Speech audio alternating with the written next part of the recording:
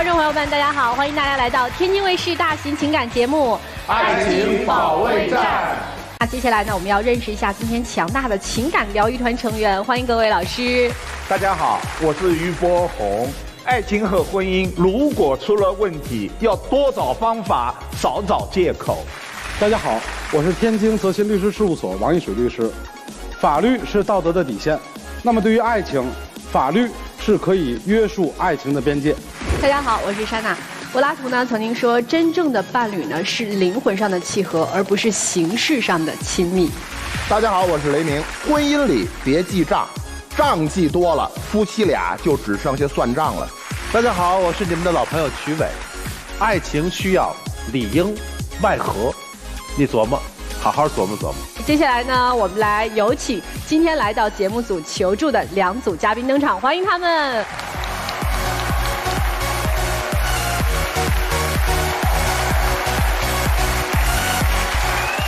首先要疗愈的是本期第一对情感嘉宾严先生，52岁，来自辽宁；个体高女士，52岁，来自辽宁。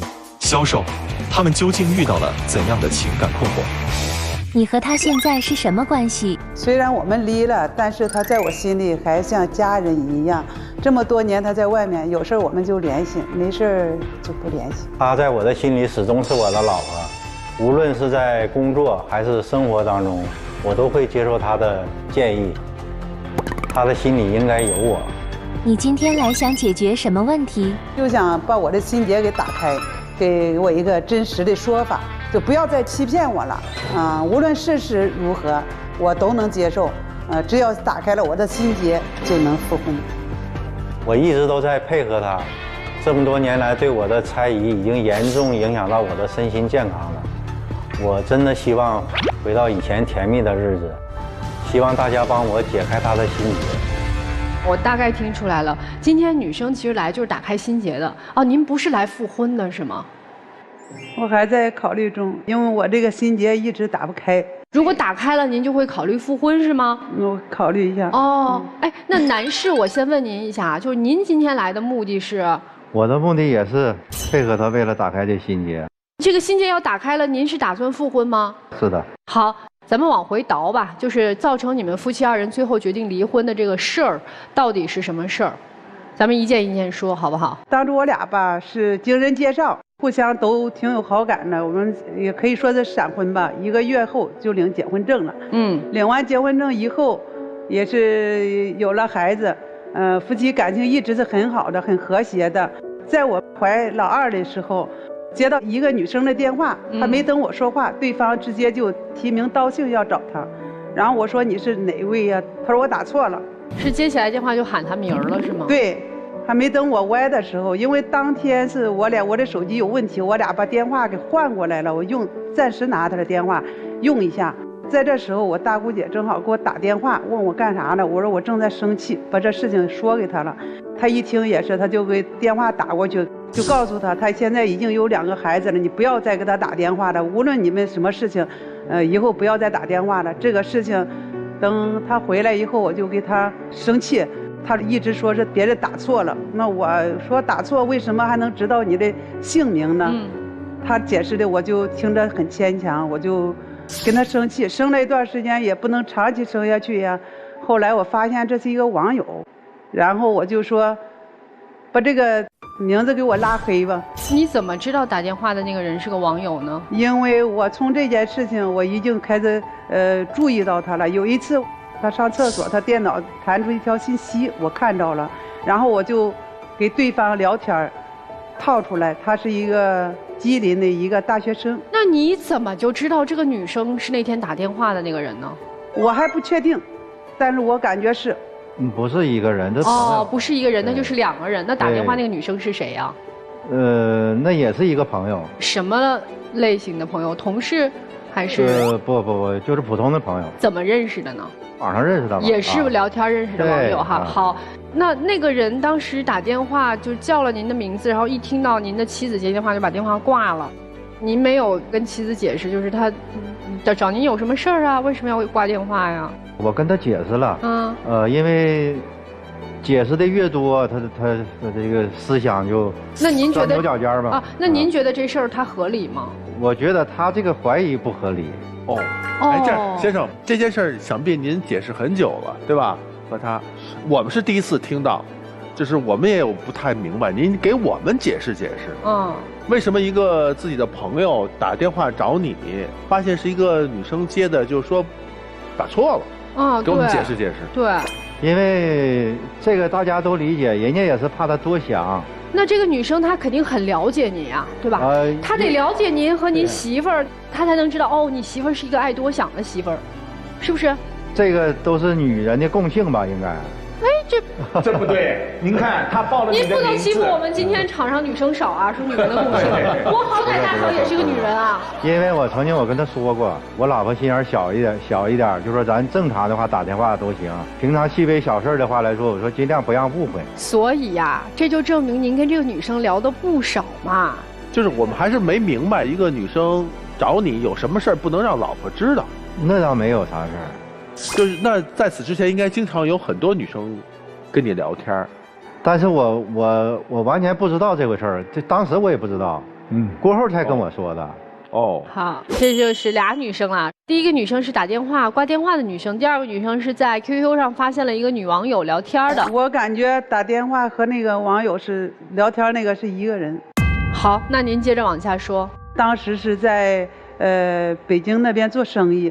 这时候我不是马上要生了嘛，然后我就回老家去生孩子了，快要出满月，还有几天要出满月的时候，他要走，我说再等2天我就马上出满月了，我说咱们一起走，他不行，他着急要走，他说回去有事情，我明知道那边什么事情都没有，他就说有事情，问他什么事情他也不告诉我，他就要走，坚决要走，然后他就走了，然后过完满月回到我们住的地方以后，我1个星期以后打扫卫生，在沙发和床脚底下发现一个计生用品的瓶儿，我当时我就懵了，就问他我怎么回事，他说他不知道怎么回事，我再三的追问他，他最后回答我的是，我们当时住的1楼，他回答我的是风吹进来了。来回开门关门，那都是老式的房子，防盗门都是网的。刮风的话啥的，树叶都能进来。再一个，家里面人来人往的朋友也多，就说这个也不知道这是到底人来人往的朋友来多，来你家睡觉啊？当时你说是朋友来咱们家了，有可能是他们。我问你是哪个朋友，你说以后再告诉我。然后是这么多年过去了，你一直也没有给我一个说法，到底那是哪个朋友来咱家，我都不知道。因为啥呢？你这种怀疑吧，你强加于我身上，我只能是这么说。咱俩换位思考，如果是你看到这个问题，我那么给你解释，你能相信吗？不是说我能相信吗？而是说那个你是什么样的心情？处于那个环境下，那个都有可能，是不是？你当时你给我说了，你要给我一个说法，到现在你也没给我一个说法，那个说法。待会儿咱要个说法，这个事儿先放在这儿，这是一个问题。之后还发现了什么？当时还发现2个桶装的方便面在垃圾桶里扔着，他是最反感吃方便面，从来不吃方便面的。这是在没发现那个之前，进门我看到了。哦。然后他说，我吃完我不想没扔，没来得及扔。这件事儿其实就是在您心里一直留了一个阴影。接下来还有什么其他的让您怀疑的事情吗？这个事情闹完以后也不了了之了。等我家还3个月的时候，他要来东北去办事儿，一天就是电话都是畅通无阻的，都能联系到，也是不断的视频，电话沟通。到了晚上6点多、6、7点钟的时候，我和他联系不上，所有人都和他联系不上，包括家人、父母什么，谁都跟他联系不上。他当时来还有个同伴也跟他联系不上，失联呢。到第2天早上，他给回个电话，他说他去洗澡了，没听着电话响。我说那你一块儿去的人他咋没去？他说那个人不行，我不能带他去。我怀疑这是和那个网友，因为网友是吉林的，怀疑他们俩是约会见面了。没有，我那天我洗澡是他们别人请我，朋友请我洗澡的。我们在一块儿就是说，也是为了就是考察市场，谈论这些事儿，谈论生意上的事儿，在一块儿喝酒1宿，也没看电话。因为正常咱那个东北洗浴的话来说，穿个浴袍什么的，就是喝茶呀，喝茶在茶室里面，哎，就是哎是这种状态。手机都没放在身上哈。对。一直在柜子里锁着来着是吗？对。这个事情就是生气，无论怎么跟他闹，他都不跟我闹，他都哄我，就是各种方法哄我。我总觉得来说，就是夫妻两个人在一块儿吧，你首先第一点，你就是必须得信任。双方你要是不信任的情况下，你说你互相猜疑那种生活的话，是，如果你要是没有这么多值得猜疑的事儿，也没人愿意猜疑。但是他生完孩子，我也不知道是。他一直说我是产后抑郁症，我感觉我在产后抑郁症这件事情，正常人都会是去这么理解。如果他给我解释理由能正常一点，解释的让我满意也行。而且你解释的所有这些问题，让我都感觉是越描越黑了，对吧？对。我问一下，二位结婚多少年了？结婚20年了。你们一直处在一个1年见个1、2次的状态吗？不是，就最近这几年。见一次多长时间？见一次也就是1个多月。1个多月。1个多月，因为我公司在外地嘛。自从我们离婚了之后，我就是1年回来1趟或者是2趟。离婚了之后，就是孩子、父母都不知道，没告诉他们，相当于到现在还不知道。不知道。所以说因为我这俩孩子怕影响孩子。所以说，就是跟任何人都没说。因为这2个孩子都是女孩，而且都处在青春期叛逆期时间。行，咱接着说事儿，还有什么事儿让您就是最后赌气离婚的那个？后期，他就外地出差，去那个地方出差也很多次，每次也就是1星期左右吧就回来了。最后一次，他走了大概有10多天呢，我打电话问他，我说你啥时候回来？他说办完事就回来。我就又等了半个月以后没回来，我又打电话，孩子告我3、2天就回来。我说你多少个3、2天了，你都没回来，我不能在家一直等你吧，我得带孩子出去玩。他说你该出去出去吧，然后就带孩子出去玩了一圈，大概1星期吧，我就着急回来。回到家以后又等了几天还没回来，然后我又打电话，他也不接，打视频也不接。后来他回来了以后就是告诉我，他在那边开公司了。我说你不是去出差了吗？你怎么你开公司呢？你倒告诉我，你不能说3天2天回来，你都去1个多月快2月，你回来你告我开公司了。我说你开什么公司？背着我不能让我知道的事情啊。他说那我怕我去那开公司你不让我走，那我也就同意他去了。从这去了以后，1年大概回来个2、3次、3、4次，电话刚开始去基本上能打通，视频也能打通。到后期，1年回来1趟，电话基本上都是不接，推迟个10分8分的，找一个地方给我回的电话。打视频他就给我转成语音，所以这个事情就一直是这样事儿的，我就感觉是在撒谎。他回来之后回到你身边状态正常吗？他每次我做饭快要做好的时候，他说我下楼溜达溜达，一下楼就是半个小时1个小时都回不来。我给他微信给他打语音都是占线，最后给他打电话是给电话给他冲断的，他回来了。后来有一次俺家那老二那时候刚3、4岁，他带孩子要出去公园里去玩，带孩子说爸带你去公园去玩去。回来我问孩子我说，爸带你去玩了开心吗？孩子说爸爸出门就打电话，也不陪我玩。我感觉他到了这个外地开公司是又有一个人，对，之前那个是断的，这是又有一个好。他所谓的在外面去开公司，有没有明显比以前给的多了？因为开公司了嘛，对吧？对，没有。他说最近公司状态不太好。所以今天其实您来到我们节目，希望我们给到您的帮助，就是说，就这么多让您怀疑的事儿，您就是到现在都没有得到一个合理的解释，对的，对吧？所以就一直在想要一个解释。如果这个解释今天给到了您，假如我承认了，我就是有人了，我跟你说1、2、3、4、5，哇，我给你列出来5个人，我曾经有了这5个人，我给你解释了。那怎么着？就是你还能跟我复合吗？我可以接受。你也会选择原谅？对，就是只要如果说他真的没有，您会认为他又是在隐瞒吗？他说真的没有，我根本就不相信，在我心里种下来就是事实，就是。你就是要让他说一句有就行，是吧？对。好，接下来这样，我们先来问问今天同样来求助的这个一对小年轻的情侣啊，你们俩有啥想法呀？我觉得我不支持这个姐姐复婚。因为身为女生，我非常的就是跟她能够感到共情。我觉得她在爱情中一定是一个非常容易内耗，然后又敏感脆弱的人。这位先生他就没有给这个女生相对应的安全感，让她觉得她在爱情中是有保证的。她出现了这么多的事情，我觉得有的时候不一定是巧合。来，我们听听这个各位老师怎么支招了啊？男人的背叛，没有女人会接受得了。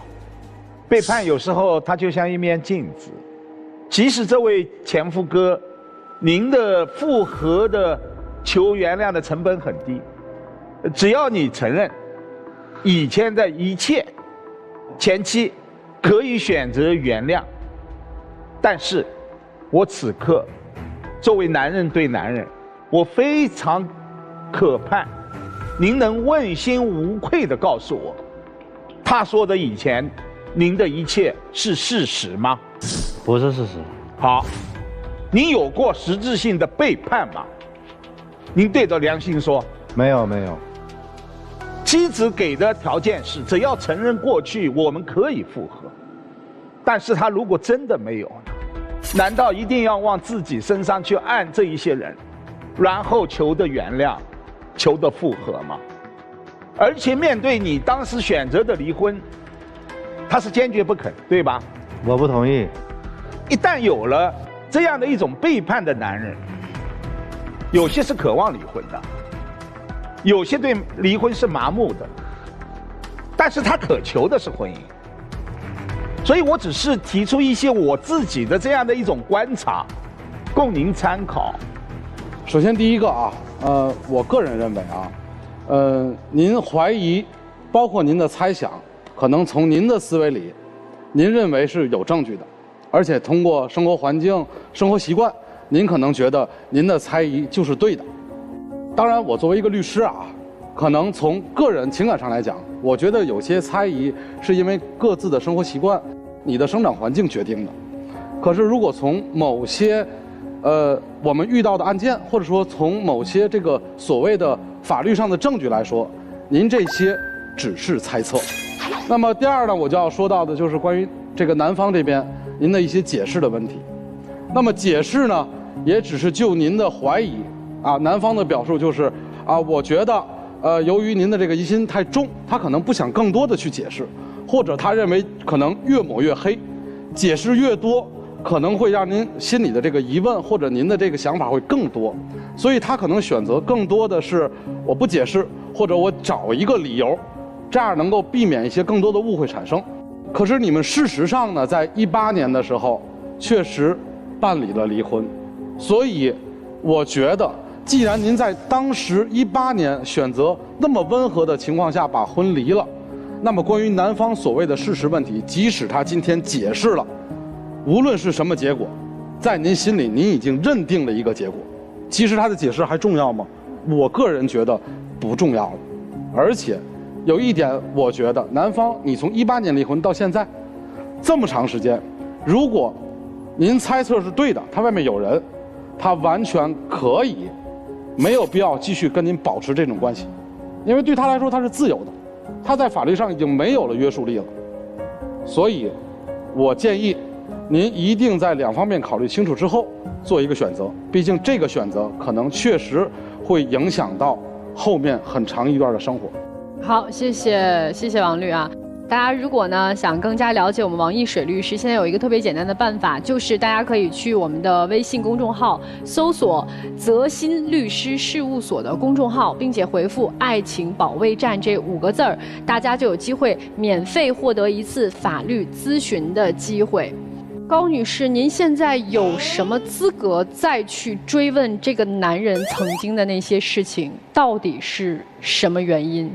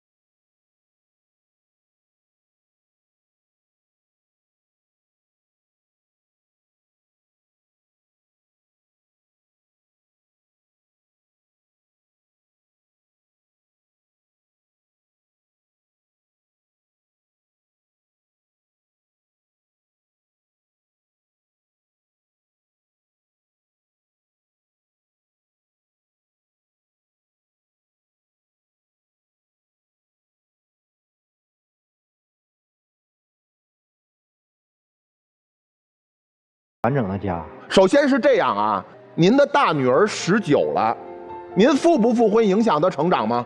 她19岁，她在大学里面，她今年大2，她已经可以堂而皇之谈恋爱了。您二女儿14了，影响她成长吗？你们2位要是不复婚，这事儿根本闹不到台面上，因为家里8大姑7大姨、亲爹亲妈，没人知道你们已经离了。您现在闹出来，倒有可能伤害她。这事儿逻辑上聊不通，所以这样啊，我问您一件事儿吧，高大姐。离婚5年了，他对岳父怎么样？他对岳母怎么样？前岳父、前岳母，他。因为我没有父母了。有兄弟姐妹吗？兄弟姐妹都在广州、深圳，离我特别远。离您特别远，所以有所来无所去。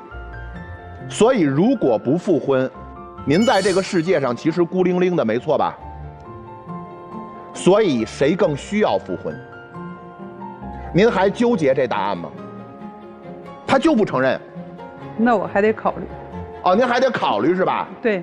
你们各有一个问题没有想清楚，这位大姐啊，你从心里是依靠他的，你心里是庆幸他没有承认的。他说没有，你才能给自己坚持跟他生活在一起的一个理由。要的其实是他的一份可以让你再次信任他的动力。你至少先承认错吧，然后才能有相信你给自己一个台阶，我能相信你的理由。你给我呀，我求你了，你给我呀。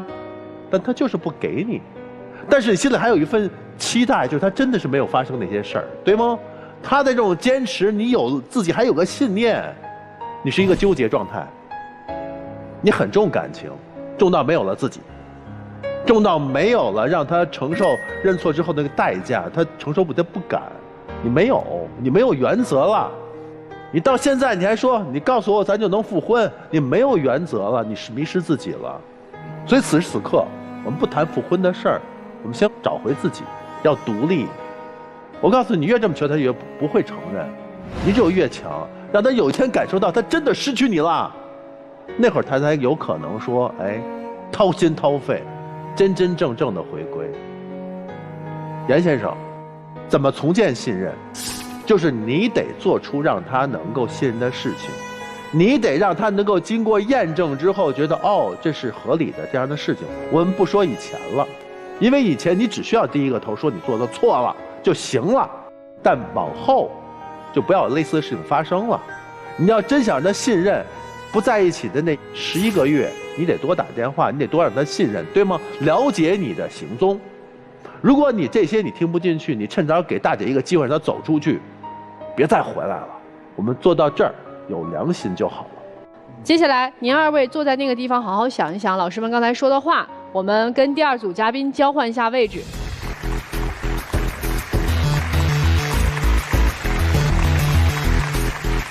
本期第2对情感嘉宾李先生，23岁，来自哈尔滨，甜品师；龚女士，22岁，来自哈尔滨，口才老师。那么他们又遇到了怎样的情感困惑？给你们的感情打个分吧。肯定不低于90分啊！说实话，他除了有点无理取闹以外，其他的也就没啥。最多50分吧，因为我觉得他不爱我了，他比较直，然后我又是一个比较敏感、容易内耗的人，然后他又跟女生没有边界感，又太黏他妈妈了。对这段感情还有信心吗？有信心，肯定有信心。毕竟我们之间都是一些鸡毛蒜皮的小事儿。只要他不这么脆弱、敏感、玻璃心，我们肯定能走下去。我完全没有信心了，因为我感觉我们的性格不合适，这么不同频，我们还能走下去吗？好，2个人对于这段感情是否有信心啊？答案不太一样哈。先问一下，你们2个人谈恋爱多长时间啦？我们谈恋爱快1年了。俩人咋认识的呀？因为他是甜品销售嘛，在他的那个甜品店铺，我们2个认识的。就是他那个时候正好是进群有优惠吧，然后就是我们就加上了好友，这是我们第一次认识。然后我们在一起是我发了一个朋友圈，然后整了一个定位，然后他还说，哎，我正好在那儿啊，然后他就说，哎，咱们要不要就一起吃个饭什么的？我说，哎，可以，然后我们就一起吃了个饭，然后就聊天，就初次觉得就彼此还挺有好感的吧，然后慢慢的就在一起了。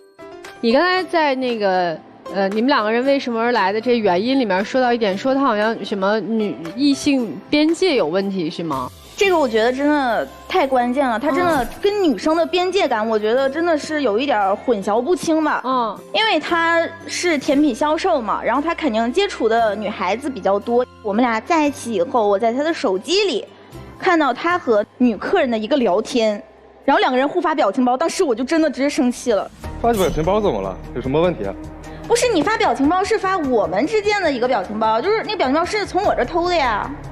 这表情包我愿意跟谁用就跟谁用啊。不是，那最关键的是你为什么没有跟我报备呢？这件事情来办卡我怎么报备？他就是我俩面对面，我告诉他啊，你等一会儿我跟我女朋友报备一下。那你让我发现这个事情以后，我肯定心情不好啊。他就要是加一个女生就得给你报备一下是吧？因为我在恋爱中，就是他如果要是加别的异性，他一定要跟我说的。好，那第二个事儿是什么？他和一个他的学妹打游戏，然后被我看到了，这是第二次。我是跟我另一个朋友一块打游戏，那个学妹我根本不认识，是那个朋友叫来的。因为他那个学妹就正好发消息了，然后我看见了，但他打游戏的时候他没有跟我说跟那个女生呀。然后这事儿让你很内耗吗？这事儿我就觉得很莫名其妙，然后我就有点内耗吧。我就因为我是一个特别敏感的人。行，反正现在就是这两件事儿，你没报备，你心里不舒服，对吧？你觉得他做的不对，还有啥事儿让你觉得他没有边界感呢？还有一件事情就是，当时吃饭吧，我就手机当时来了一个短信，然后他就说这是我前女友的短信。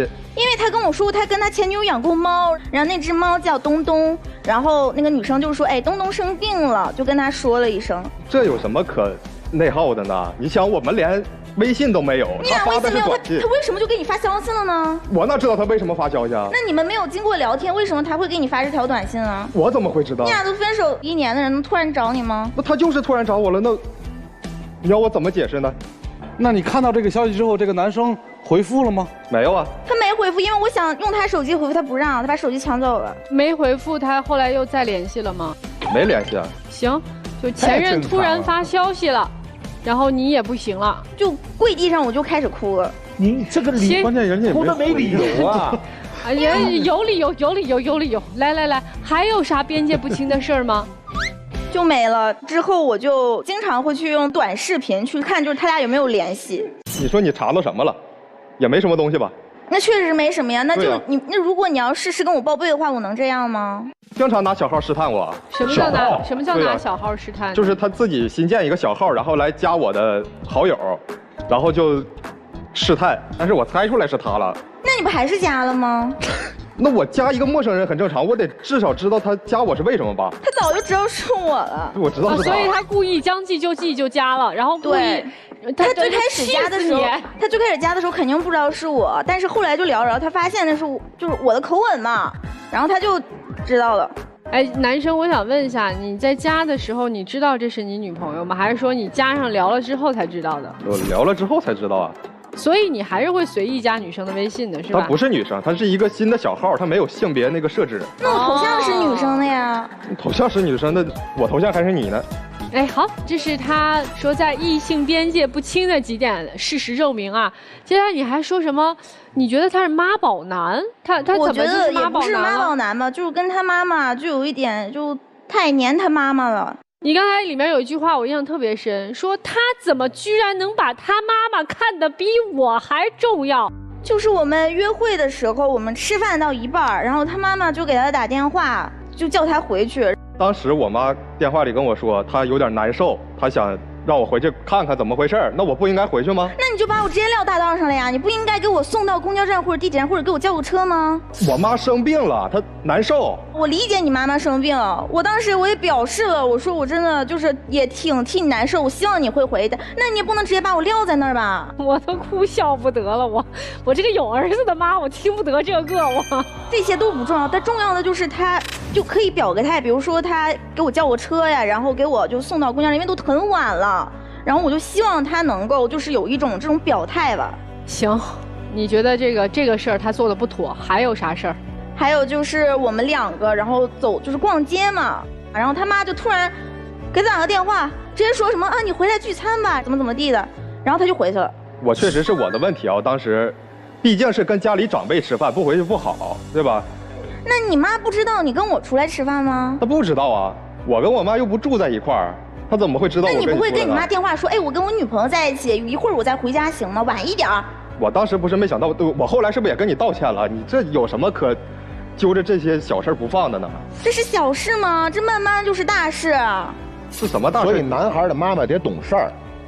您说我呢是吧？男孩的妈妈得懂事儿，你自己看看，你别让儿子这么难为，何必呢？就别老打断人谈恋爱是吧？就是，对。但是我觉得正常反应，跟妈说一下我现在有事儿，跟女朋友逛街呢，有何不可呢？又不是妈妈生病了，主要是家里人长辈嘛，你拒绝了也不去不好。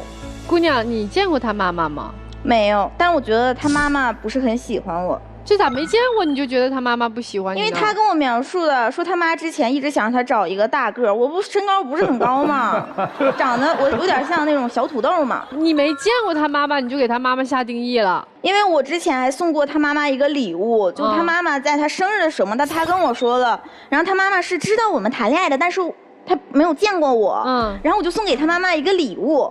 然后我就问他，我微信问他，我说那个你妈妈喜欢吗？阿姨喜欢吗？然后他说他妈就撇在桌子上，他也没怎么看他妈的什么东西，这就是一个小摆件儿，就正常放在桌子上，不是撇在桌子上。你觉得如果很喜欢你的话，他对这个你送的东西应该表现出什么样的举动，就是证明他很喜欢你？觉得可以录个视频啊，然后他妈妈可以就是高兴一点表现的。哦，这姑娘给我提了个醒，就是如果你要是对你儿子的女朋友送来的东西，这个很喜欢你要给人家录个视频。哎呀，谢谢你啊，姑娘啊，我妈阿姨很喜欢你送的礼物啊。哦，应该这样对吧？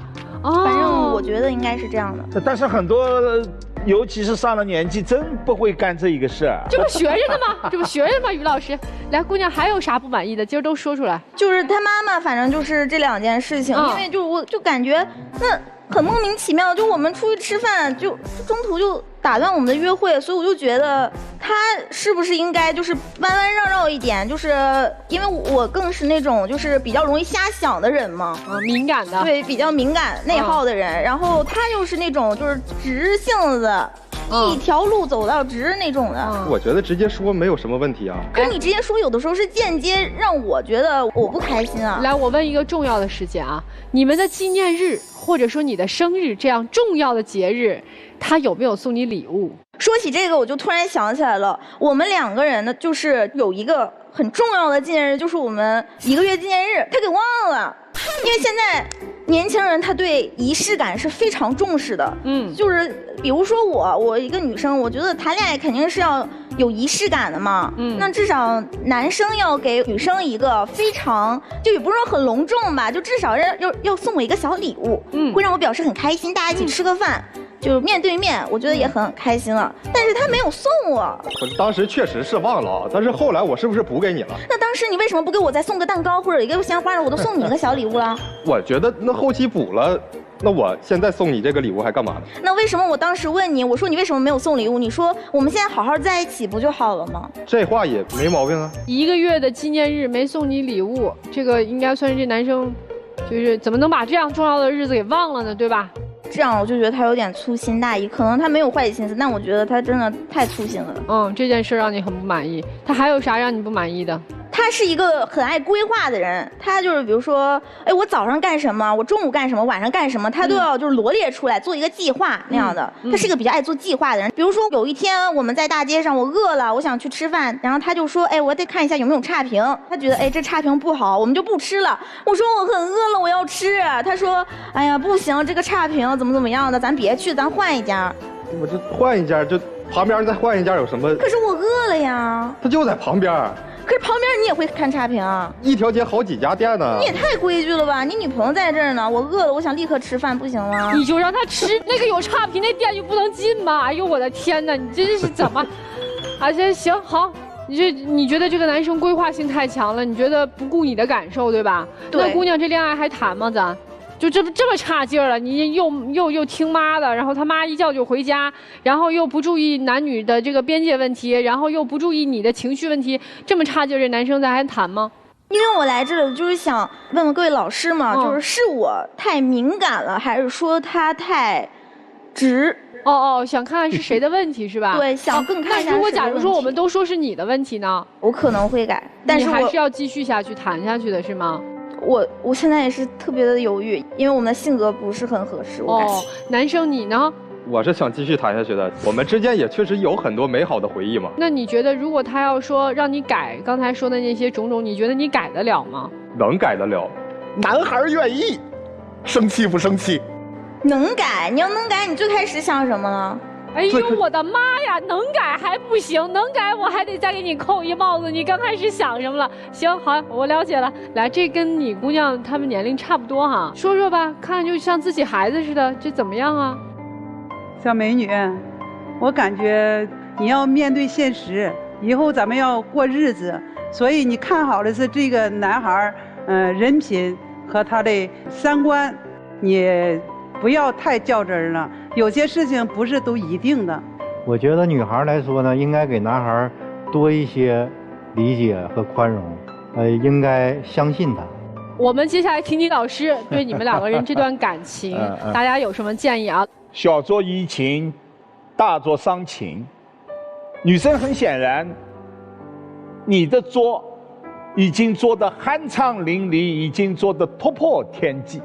男生，你真的在谈这一段恋情的时候感觉到不累吗？还好吧，主要我觉得这些都是一些鸡毛蒜皮的小事儿嘛。所以您看，您这样酣畅淋漓的作，他都能够忍受，能够接受，能够豁达，能够包容。您想，他和学妹打个游戏要报备，和女客人加个微信要报备，这个世上有几个男人受得了？在恋爱当中，如果一个女生她所释放出来的是这样的一种严严格格的控制，很多人跑得老远了，过分了，过度了。恋爱很简单，那就是相互尊重、相互信任、相互珍惜、相互真诚。对，有一些小的细节不伤及到你们情感基础和底线的，要学会睁一眼闭一眼。你的眼睛长得是很大，但是不要每天把那个眼睛瞪得很大，都盯着他，他很累。他今天还能说哎我受得了，明天呢？所以女生，我们在一段恋情当中，我们当然女生我们要撒娇，我们要作，男人要哄，但度一定把握住这个度。另外告诉男生，女生作的背后往往是她的愿望和渴求，她渴求什么你要解读懂，她不停地作，说明她渴求你的爱。李先生、龚女士，啊，刚才我这个听了你们整个的过程啊，我一直在笑，但我却是一种很幸福的笑，而且我觉得你们这个过程确实是年轻人谈恋爱的一种甜蜜的感觉。那么我有几个问题呢，也想问问你们。那你们在一起1年了，你刚才提到的都是这个男生的很多的哪些的问题。那这1年当中，这个男生对你有没有好的地方？有没有你感觉很幸福的时候？有啊。多吗？其实如果说多少，肯定是不能用这个来计算。但是就是当我真正在幸福中的时候，我就会感受到哦，他真的很好。但是有的时候就吵架，就感觉他怎么这么直？我先说男生的这个性格，我很喜欢。我认为你作的太厉害了。你们现在是恋爱，如果有一天你们结婚，你可能会作到爱情法律的一个边界线，因为你已经从现在刚刚开始恋爱，那未来你们结婚还有很多的这个时间，那我认为你们结婚之后，有可能你的这个作会触碰到底线，那个时候不是爱情你们恋爱的问题了，可能涉及到家庭婚姻很多问题，我认为你需要改。那么说到男生，恋爱跟结婚，它是2件事。你们现在考虑结婚，往后走，我觉得早一点，年轻嘛，你们还有很多的无限的可能。你们可以做一个公式，如果1+1大于2，也就是说你们双方之间在一起的幸福感、快乐大于你们之间的矛盾，那么先感受这段年轻的爱情，不用考虑这么多。如果大家想更多了解我们王一水律师呢，欢迎大家去我们的微信搜索关注泽鑫律师事务所的公众号，回复我们爱情保卫战这5个字啊，然后呢就有机会获得免费的1次的律师咨询的机会。我来说一下，小龚啊，你要是这样，你嫁不出去啊！我的天哪！婆婆说话了。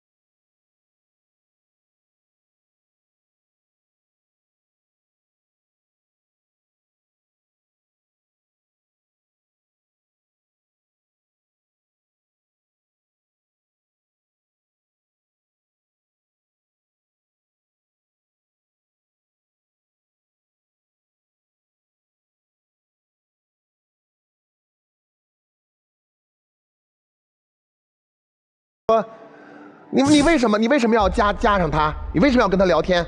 他的头像明明是个女孩，我的头像还是你呢。他说这句话的时候，有那么几个能看出来。第一个，我无愧，我头像是你，我加的怎么了？我还是一女孩头像呢，对不对？我无愧。第二个，我不怕，你作你的，我敢还嘴，我还嘴还的有理有据有节。第三个，他头像真是你啊？他头像是一个就是看不见我头发、戴帽子的一个背影啊，也就是头像真的是你是吧？录了半个就半边吧，就看不出来。你觉得他把你当回事吗？我觉得挺当回事吧，那就行了嘛。而且他不跟你急，你发现了吗？我把你当回事，我还不跟你急，我头像还是你呢，是不是这意思？虽然头像是我要求他改，所以不满归不满，恋爱该谈谈。最好他的头像应该是你调过来，最好是你调过来看得见正脸儿，然后上面一行小字：我是他女朋友。瞎看你小心哦，最好是这样是吧？要这样吗？那肯定不是这样呀。那就行了，挺好的。但是关键跟你说一下什么呢？在接下来谈恋爱的过程当中，不要有过多的对他妈妈的不满，要多问一下，就是他妈妈喜欢什么，平时呢做好自己该做的就行了。谈恋爱也挺好，感觉也不错，但为什么老有这种问题出现呢？你们两个人都要想一个问题，就是成长。我们不能永远谈恋爱，对不对？我们不能永远的让对方照顾自己所有的情绪，有些情绪是需要克制的，女生之所以内耗自己，是核心的问题是什么？你不接纳你自己，你不够自信，所以你很敏感。他妈妈那么放我的礼物，他妈妈喜欢个高的，他现在不能满足我饿的这个需求，就是不在乎我的感受，所以总是在很敏感的捕捉这些信息。你要适当的钝感，因为钝感的人能交到好多朋友，也觉得很大气，很有度量。但你把所有的精力都放在别人的表达、别人的细节当中时，你在哪里？你自己那些时间精力就没有照看自己了。和自己和解吧，姑娘，你挺优秀的，挺漂亮的，对不对？要自信起来。你是口才老师是吧？是的。有时间有精力啊，多花在咱的业务上，多让自己成长。你很强，人家叫你老师。男生呢，挺好的，状态很好。但有时候你可能会莫名其妙的会被他所困扰，那是因为你不够理解。这个女生缺什么？你告诉我。她比较缺乏安全感。为什么？可能因为跟她之前的一些经历有关吧。好，多去了解这个女生。有时你并不无辜，你没有做错，但你一味的满足她，只能让她从需求转化成了欲望。需求是什么？需求是我满足了这个需求就消失了，但欲望是什么？你越满足它越无止境。有时候需要让他克制，有时候你需要去告诉他这你错了啊，你不要过度的如此。你们俩挺好的啊，就是共同成长吧啊。那接下来的时间呢，就请我们两组嘉宾各自回到我们的门后边，思考一下待会儿是否要牵手走出来啊。我觉得你俩出来要有一个条件，对于男生来说，如果你愿意认真的去反思一下自己在有一些问题上是否做错了，我们不纠结真相，就是你有一个我是做错了的这样的一个概念的话，你想明白了这件事儿，您就出来。如果你始终的就觉得我没觉得我错，我觉得这两件事跟我都没关系，不是我的问题，那您就不出来。女士的出来的条件是，如果你今天选择我不再纠结这件事情的真相了，你就出来。如果你还继续纠结，就别出来。好，来，请回到门后。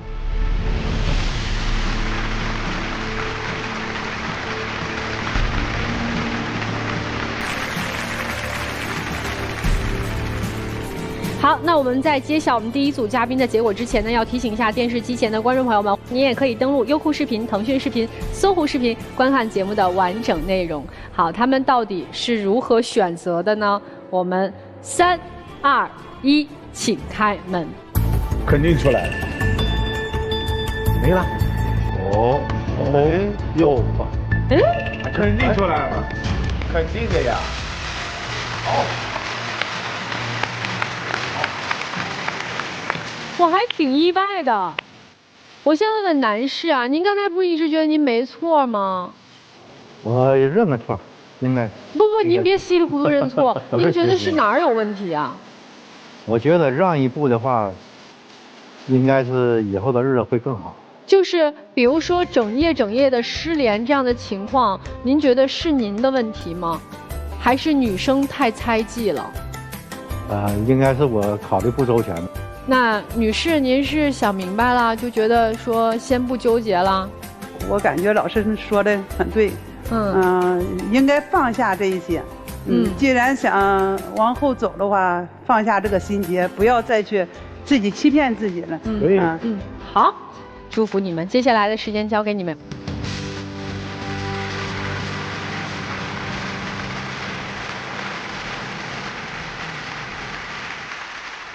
其实通过这一个拥抱，看到了很多问题的真相。谁离不开谁，一目了然。这个抱对于女生来说，可能真的等了很久，但是这个抱的形式和时间，也能说明一些问题。对呀。对，所以已经到这儿了，我们就不说了，剩下的就是祝福。不管你们何去何从，关系怎么样，你们都永远是孩子的爸爸和妈妈，都永远是家人。祝福你们，谢谢。谢谢老师。好，再见。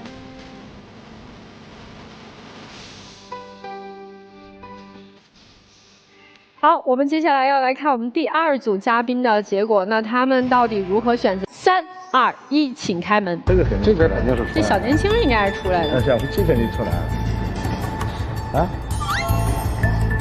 他们不出来？啊？啊？哎呦，这怎么了呢？这个也就是你看，这个女生自己给自己的爱情设了一个局，设到最后把自己的爱情毁掉了。也不见得就是今天分，只不过可能他们2个人需要再冷静冷静。我觉得这么年轻，还是享受这一段恋爱的过程。他们可能发现了一些问题，然后确实呢也不知道该何去何从。今天可能在这得到了一个答案，但不管怎么样，他们的人生才刚刚开始，祝福他们吧。好，那接下来呢，让我们一起进入婚恋新说法。来自抖音的网友的提问：我父母早年离异，父亲和阿姨在一起10年，期间我父亲买房写2人的名字，存款也在阿姨名下。如果我父亲想要分手，还能把房子和钱又回来吗？